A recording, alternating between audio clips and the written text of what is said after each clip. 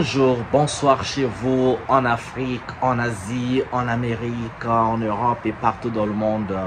Voilà une autre vidéo pour vous les gars.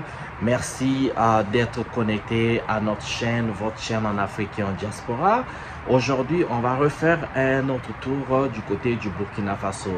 On aime bien le Burkina Faso, on aime bien les pays du Sahel, on aime bien ce qui se passe en Afrique et de la diaspora africaine. Et on repart au Burkina Faso justement parce que, vous savez, tout le temps qu'en Afrique, il y a des bonnes choses qui veulent se réaliser. Tout le temps qu'en Afrique, on dégote un leader, une personnalité politique, une personnalité ou un philanthrope, tout ce que vous voulez, qui veut faire en fait du bien, qui veut travailler pour l'Afrique, eh bien, les ennemis se lèvent de partout pour pouvoir éliminer la personne. Je sais que c'est aussi le sens de la vie, parce qu'une personne qui a la valeur dans la vie, c'est cette personne qui attire toujours des ennemis. On ne peut être, vous ne pouvez pas mettre tout le monde d'accord, on ne peut être aimé de tous. Et bien sûr, quand vous êtes sur le processus de réaliser une bonne chose, quand vous êtes en train de travailler, vous êtes sur la voie de la réussite pour devenir une personne, une dandy, vous êtes millionnaire par exemple, un bon entrepreneur qui a du succès, eh bien ce succès va attirer aussi des jaloux, ça va attirer des ennemis. Et dans le cas d'Ibrahim Traoré, c'est pas un cas unique parce que le travail qu'il fait se situe dans la lignée de nos martyrs, à l'instar de Patrice Lumumba, à l'instar de Steve Biko, à l'instar de Robin Omniobe, Nganga, de Grenard Matsua, et à l'instar de beaucoup d'autres Africains, les pères des révolutions, des pères de l'indépendance africaine qui aujourd'hui ne sont plus parce que, eh bien, ils étaient concentrés à travailler à servir leur peuple, à travailler pour leur pays. Et Ibrahim Traoré aussi en fait les frais, et tous d'ailleurs, que ce soit Assimi Goïta, que ce soit le général Tiani, Abdourahmane Tiani, et encore que ce soit Mamadou Doumbouya, un peu tout ce qui veut se lever, et que ce soit Kaka Déby du Tchad qui se prononce à certains faits contre la France, ou qui veut travailler juste pour son pays. Eh bien, le résultat, vous le voyez. Alors, cette vidéo spécifiquement aujourd'hui, c'est pour parler du général américain qui s'appelle Michael Langley. Michael Langley a tenu un discours, c'est un discours qui est très long en fait, on aura peut-être la chance de vous présenter ça aujourd'hui, mais une partie très intéressante de son discours, intéressant et fâcheux aussi, c'est quand il parle du Burkina Faso en accusant le capitaine Ibrahim Traoré de pouvoir utiliser les ressources de son pays comme l'or, comme tout ce que le Burkina Faso en fait présente, qui donne des deniers au Burkina Faso. Il accuse Ibrahim Traoré donc d'utiliser la richesse de son pays pour s'enrichir, à un enrichissement personnel. Ok, il accuse encore le capitaine Ibrahim Traoré d'oppresser son peuple, et donc l'Amérique se doit donc d'aller protéger les populations civiles du Burkina Faso pour les libérer donc de l'oppression du capitaine Ibrahim Traoré. Remarquez ceci, ce général 4 étoiles est un noir américain. Ce général 4 étoiles américain est aussi le commandant de AFRICOM. AFRICOM, que veut dire Africa Command. Africa Command, c'est donc cette organisation qui était renforcée en 2000 durant le premier mandat de Barack Obama, dans les années 2008, quand Barack Obama est arrivé au pouvoir. C'est pendant toute l'administration Barack Obama que Africa Command a été, ou en anglais on dit Africa Command, qui a été renforcée donc pour établir l'influence et surtout maintenir l'influence des États-Unis sur le continent africain. Les Américains sont connus pour avoir encerclé la planète avec leurs bases militaires. Les Américains ont des bases militaires en Afrique. Les Américains ont des espions partout à travers leurs ambassades qui ont tous ceux qui travaillent dans les ambassades. Ils sont bien sûr, hein, on n'envoie pas n'importe qui travaille dans les ambassades. Si vous n'êtes pas dans les ambassades, excusez-moi, si vous n'êtes pas un agent secret, si vous n'êtes pas de la CIA. Ok, parce que c'est la CIA, donc Central Intelligence Agency, donc cette agence d'intelligence américaine qui dans le monde surveille les mouvements de tout le monde, des leaders, tout ce qui se passe, et donc est spécialisée dans le renseignement le plus avancé. Et aujourd'hui donc c'est au niveau du Burkina Faso que Africa commande à travers ce général américain, noir américain qui veut donc s'intéresser. Et remarquez encore ceci. Leur formule ne change pas. Quand on trouve quelqu'un qui dérange leurs intérêts, et je ne sais d'ailleurs pas quels sont les intérêts des Américains dans un petit pays comme le Burkina Faso, et tout à coup, ces gars, ils veulent se lever pour protéger donc les civils.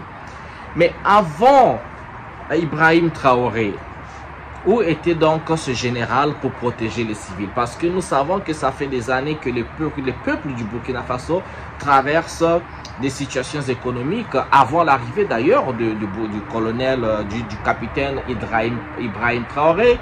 Ibrahim Traoré est arrivé au pouvoir il y a à peine 2 ans et demi.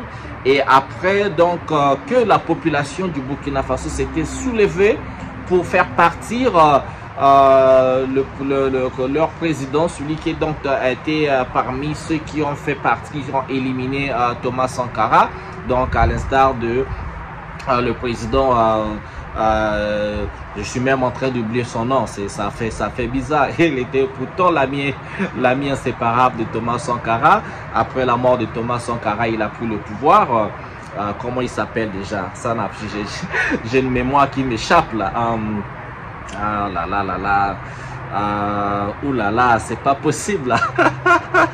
Mettez dans les commentaires le nom du président burkinabé qui est resté aussi longtemps. Et pourtant j'ai son nom sur le bout de la langue. Mais comment je suis en train d'oublier son nom? Ça n'a aucun sens. Il a été chassé du pouvoir par le soulèvement populaire. Comment il s'appelle déjà? Oh là là, vous allez des fois m'excuser, mais j'ai son nom là. Comment j'oublie le nom du président burkinabé qui est resté aussi longtemps. Aujourd'hui, il réside en Côte d'Ivoire. Il est là avec sa famille, avec ses sbires en Côte d'Ivoire. Comment il s'appelle déjà? Oh là là, ça va revenir, me mettez dans les commentaires. Ça n'a aucun sens. Mais je connais bien son nom, mais ça vient pas là. Et après, donc, il y a eu d'autres coups d'État. Il y a Kaboré qui est arrivé, il y a Damiba qui est arrivé. Et enfin, nous avons Ibrahim Traoré qui nous a prouvé qu'il travaille depuis les 2 ans. En tout cas, depuis les 2 dernières années, nous, on voit qu'il travaille pour son peuple. Selon les projets, la plupart des projets qu'il fait, vous pouvez regarder la dernière vidéo que j'ai faite à son sujet. Et encore, je vous demanderai de causer avec les Burkinabés, de regarder, chercher les sources pour voir ce qui se passe sur le terrain, n'est-ce pas? Et donc, ce gars, il veut se protéger pour le soulèvement, pour la protection des civils. Mais il était où? Pendant que les peuples du Burkina galéraient, il était où? Est-ce qu'il a déjà mis le pied au Burkina Faso? Est-ce qu'il a déjà mis le pied dans les villages, les villes de ce pays-là? Est-ce qu'il connaît un seul Burkina Faso et un Burkinabé? Est-ce qu'il a déjà parlé à un Burkinabé? C'est bizarre, c'est la même formule que les Occidentaux utilisent. Vous vous rappelez? Ils ont utilisé la même formule avec Mohamed Kadhafi. Qu'est-ce qu'il disait de Kadhafi? Qu'il est en train d'oppresser son peuple, qu'il fallait le chasser du pouvoir, qu'il fallait donc libérer les Libyens du joug de Kadhafi. Alors ils ont envoyé leur chien de garde, leur chien méchant qui est donc l'OTAN. Ils envoient leur garde de l'OTAN, ils financent les terroristes, les gens qu'ils appellent les terroristes, mais ils financent leurs agents, ils financent leurs mercenaires. Ils sont allés causer le chaos en Libye. Et le chaos ne s'est pas limité qu'en Libye. Le chaos s'est déversé dans le Sahel. Carrément dans le Sahel, et vous avez aujourd'hui ce qui se passe dans le Sahel et en Libye. Aujourd'hui, on a des esclaves noirs qui sont en vente. C'est le chaos. On ne sait même pas qui dirige la Libye. Et pourtant, ils étaient partis avec pour mission de protéger les populations civiles. Mais les populations civiles sont délaissées à elle-même entre une classe politique divisée. On ne sait pas qui dirige la Libye. La Libye est dans le chaos. C'est vraiment n'importe quoi. Toutes les avancées que Muammar Kadhafi avait faites sont parties dans l'eau à cause d'eux. Et c'est la même chose qu'ils ont fait pour la Syrie. Ils disaient, moi, ils vont protéger les populations syriennes parce que le régime syrien est oppressif. Il fallait donc libérer. Bon, le Bachar al-Assad avait beaucoup résisté, même s'il est parti il y a quelques mois. Mais vous avez vu qu'il a résisté. Mais aujourd'hui qu'il est parti, qui a remplacé Bachar al-Assad? C'est même le gars-là qui traitait de terroristes. Les gars qui traitaient qu'ils étaient des terroristes, qu'il fallait les éviter, qu'il fallait les tuer. Comme ils disent, eux, ils négocient pas avec les terroristes, mais c'est les mêmes terroristes qui sont à la tête de la Syrie aujourd'hui, qui sont leurs marionnettes, leurs joujou, comme d'habitude. Ils ont dit la même chose pour l'Irak. L'Irak, il disait quoi pour Saddam Hussein? Qu'il avait des armes de destruction massive. Ils avaient utilisé encore qui pour être la tête de poupe, pour cette communication? Colin Powell, un noir, au même titre que le général Longley. Donc il y avait Colin Powell. Et dans le temps, je me rappelle, le secrétaire d'État, c'était Condoleezza Rice, qui était encore une femme noire. Donc on les utilisait. Je me rappelle de ce discours-là, on va le trouver. On va le mettre là. Ce discours comment on appelle, de Colin Powell, qui montrait une fiole comme ça.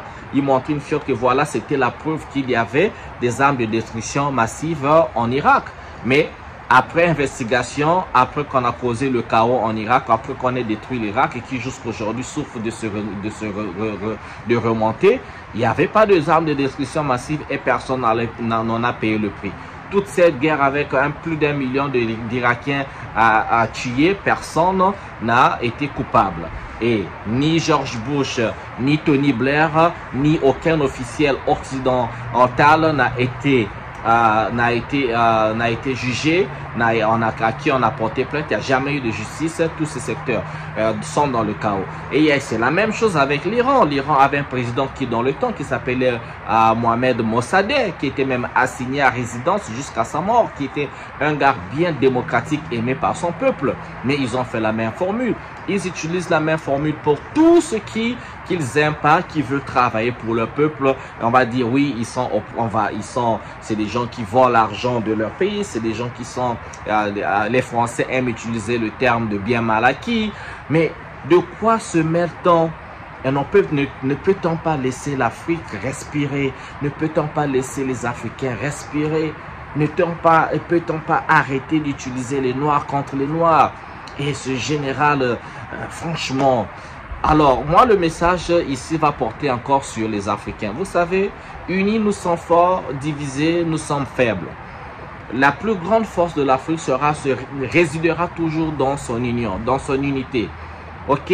Si nous continuons, tout le temps que vous voyez un Africain se battre contre un Africain, vous devez vous dire que ça sert toujours les Occidentaux.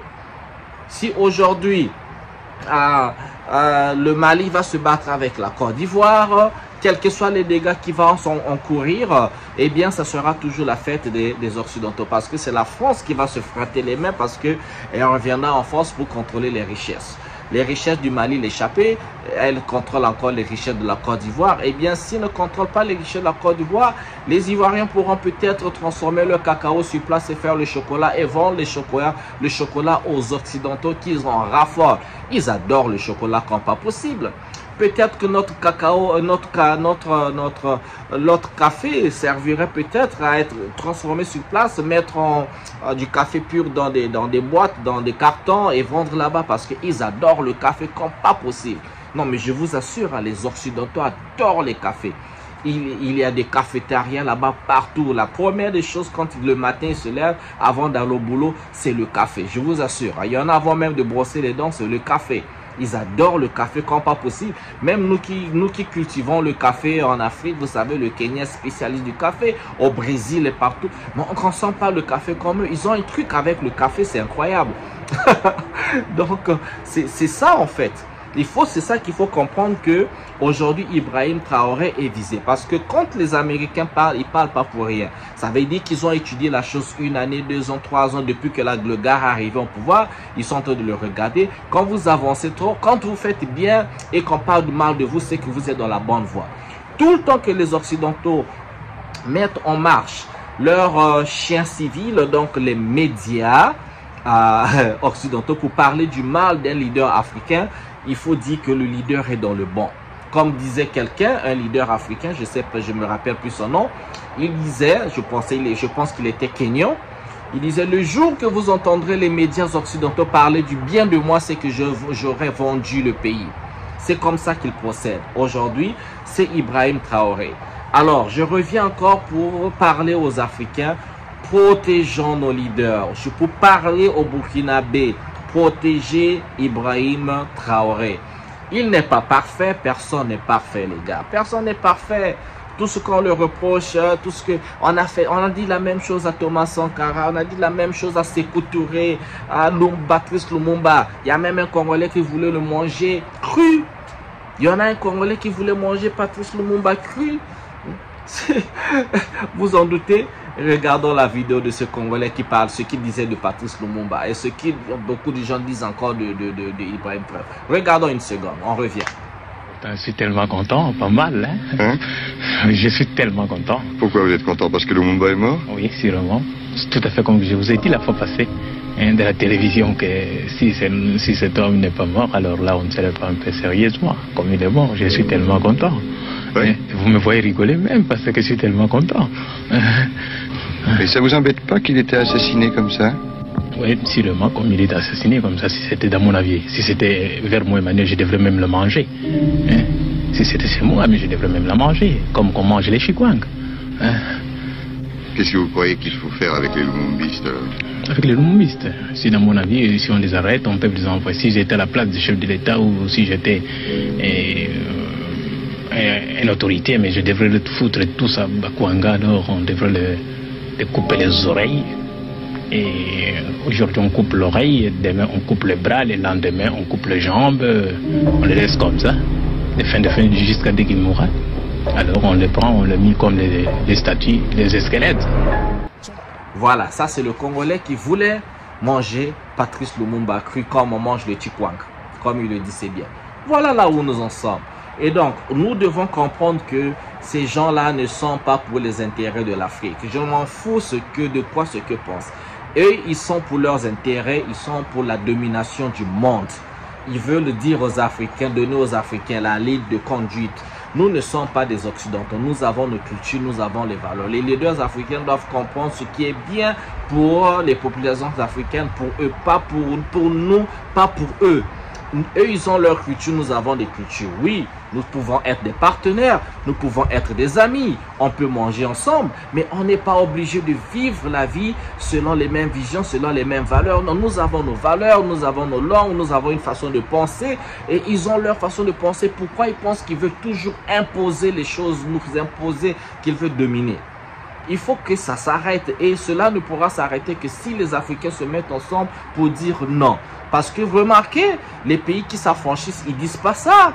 Ce qu'ils racontent aux Africains, ils disent pas ça à la Chine, ils disent pas ça aux Japonais, ils disent pas ça aux Coréens, ils disent pas ça à la Corée du Nord. Non, les gars du Moyen-Orient, l'Arabie Saoudite, le Qatar et comment on appelle les gars, les Émirats Arabes Unis, le Koweït et tout ce que vous voulez. Non, ils disent pas ça. Et pourtant, surtout les pays que je viens de citer sont leurs partenaires. Ils ont beaucoup de business là-bas. Le Qatar a organisé la Coupe du Monde et le Qatar a même interdit les histoires de LGBTQ. Ils n'ont rien dit. La Coupe du Monde s'est passée là-bas. Vous comprenez que c'est pour leurs intérêts. Donc, nous les Africains, on doit défendre nos intérêts. Et on doit être très méchants pour ça. Très méchants. En tout cas, c'est comme un père de famille. Moi, je suis un père de famille, j'aime ma maison chez moi, j'ai mes enfants, c'est à moi de protéger ma maison.